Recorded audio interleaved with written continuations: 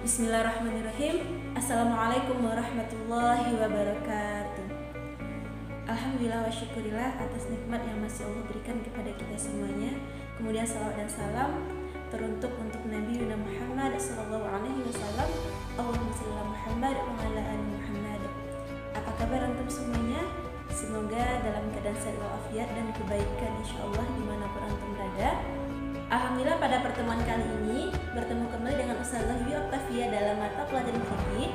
Insyaallah pada hari ini kita akan membahas tentang tata cara bersuci dari hadas.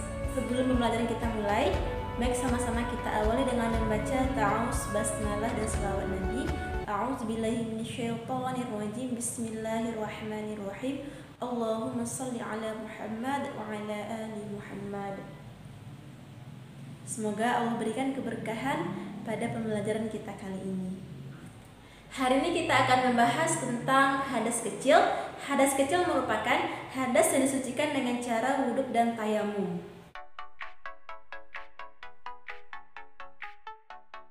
Yang pertama, pengertian wudhu. Yang kedua, syarat-syarat wudhu. Yang ketiga, rukun wudhu. Yang keempat, sunnah wudhu. Yang kelima, hal-hal yang membatalkan wudhu. Yang keenam, tata cara berwudhu. Yang pertama, pengertian tayamum. Yang kedua, syarat-syarat tayamum. Yang ketiga, rukun tayamum. Yang keempat, hal-hal yang membatalkan tayamum.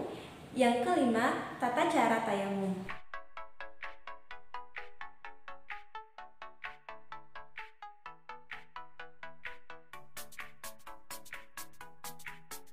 Yang pertama, wudhu.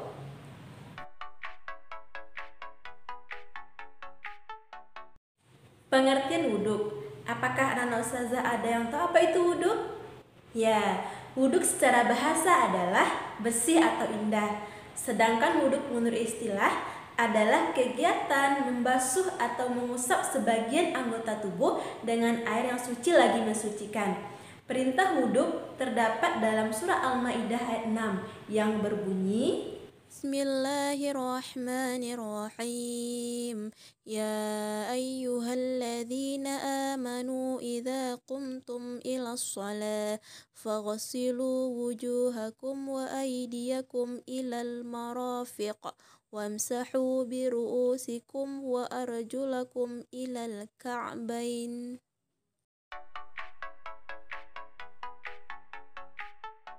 Syarat-syarat wudhu ada 5. Yang pertama, Islam, artinya seseorang yang beragama Islam atau seorang muslim.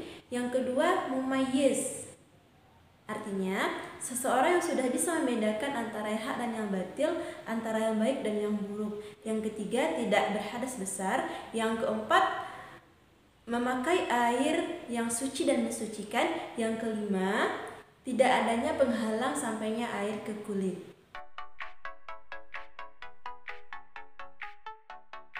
Sunnah wudhu. Sunnah merupakan sesuatu yang apabila kita kerjakan kita akan mendapatkan pahala, apabila kita tinggalkan maka kita akan merugi.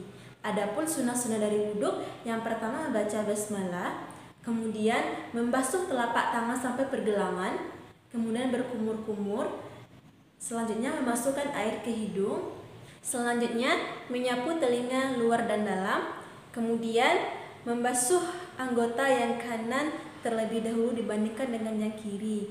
Kemudian membasuh setiap anggota itu sebanyak 3 kali. Kemudian tidak berbicara ketika berwudhu. Kemudian juga ada menyela-nyela jari tangan dengan jari kaki. Kemudian menggosok gigi atau bersiwak. Kemudian menghadap kiblat. Selanjutnya membaca doa setelah wudhu. Bismillahirrahmanirrahim. Asyhadu an la ilaha illallah wahdahu la syarika lah wa asyhadu anna Muhammadan abduhu wa rasuluh. Allahumma ja'alni minat tawwabin wa ja'alni minal mutatahhirin wa ja'alni min ibadikas sholihin. Dan yang terakhir ada melakukan sholat sunnah 2 rakaat setelah berwudu.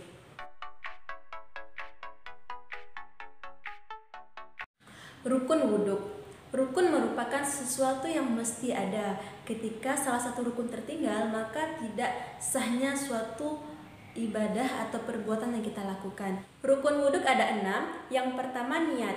Hendaklah kita berniat menyengaja untuk menghilangkan hadas atau menyengaja untuk berwudhu. Adapun lafaz niat sebelum berwudhu berbunyi niat berwudhu. Bismillahirrahmanirrahim.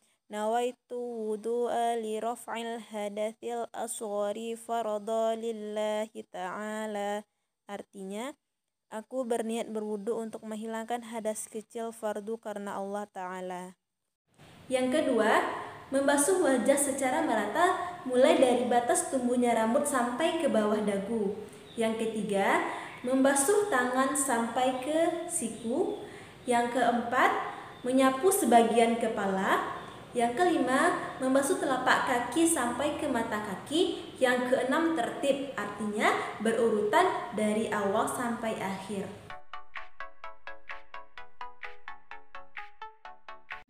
Hal-hal yang batalkan wudhu. Yang pertama, keluarnya sesuatu dari 2 pintu atau dari salah satunya, yaitunya kubul dan dubul. Yang kedua, hilang akal seperti gila, pingsan, atau mabuk. Yang ketiga, bersentuhnya kulit laki-laki dengan kulit perempuan. Yang keempat, menyentuh kemaluan dengan menggunakan telapak tangan. Yang kelima, tertidur.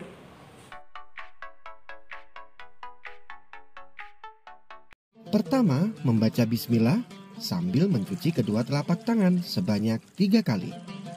Setelah itu berkumur sebanyak 3 kali. Dan setelah itu, menghirup air ke dalam hidung lalu mengeluarkannya. Dilakukan sebanyak 3 kali. Membaca niat. Nawaitul wudu'a li raf'il hadatsil asghari fardhan lillahi ta'ala. Saat membaca niat, bersama-sama dengan membasuh wajah dan meratakan air ke wajah dilakukan sebanyak 3 kali. Selanjutnya, membasuh tangan kanan sampai siku sebanyak 3 kali, dilanjutkan tangan kiri sampai siku sebanyak 3 kali. Setelah itu mengusap kepala sebanyak 3 kali, dilanjutkan mengusap telinga sebanyak 3 kali.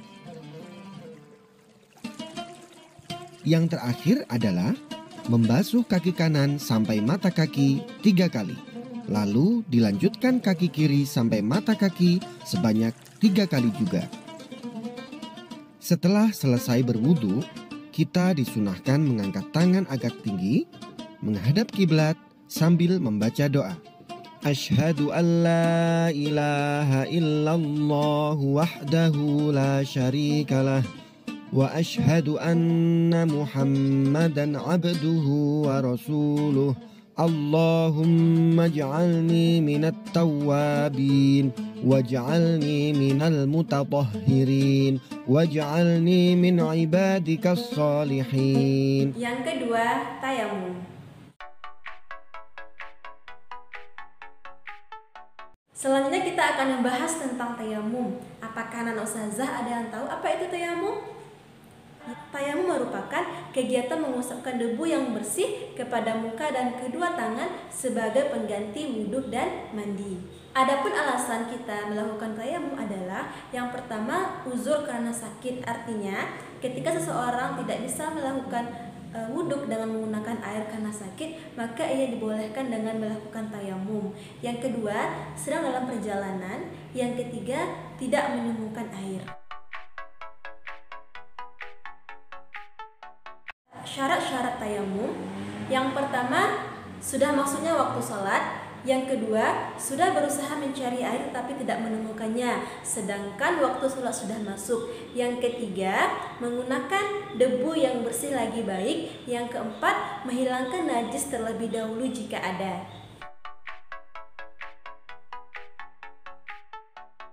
Rukun-rukun tayamum. Yang pertama, niat. Hendaklah orang yang melakukan tayamum berniat untuk mengerjakan sholat, tidak hanya semata-mata berniat untuk menghilangkan hadas, karena tayamum ini sifatnya adalah bukan untuk menghilangkan hadas, tetapi untuk diperbolehkan seseorang mengerjakan sholat dalam kondisi darurat. Niat tayamum. Bismillahirrahmanirrahim. Nawaitu tayammuma listibahati sholati farada lillahi ta'ala. Artinya, aku berniat melakukan tayamum agar dapat mengerjakan sholat fardu karena Allah Ta'ala. Yang kedua, mengusap muka dengan tanah yang suci. Yang ketiga, mengusap tangan sampai siku dengan tanah. Yang keempat, tertib, artinya berurutan dari awal sampai akhir.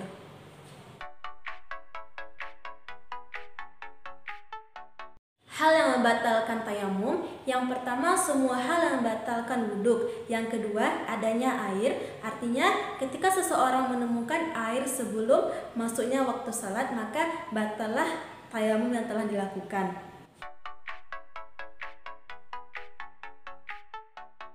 Pertama, membaca basmalah dan niat sambil menempelkan telapak tangan pada tanah atau debu yang suci.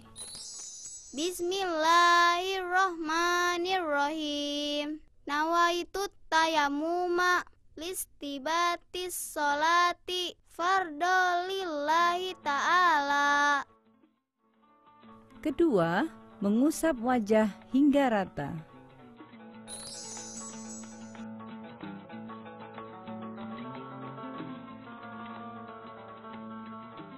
Ketiga, mengusap tangan sampai siku, utamakan yang kanan dahulu.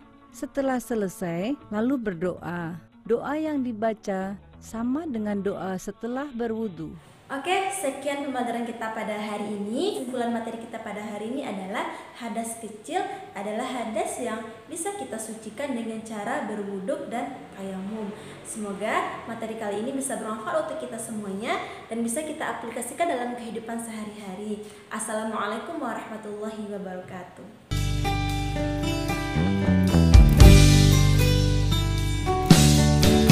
Alhamdulillah kita jadi pandai.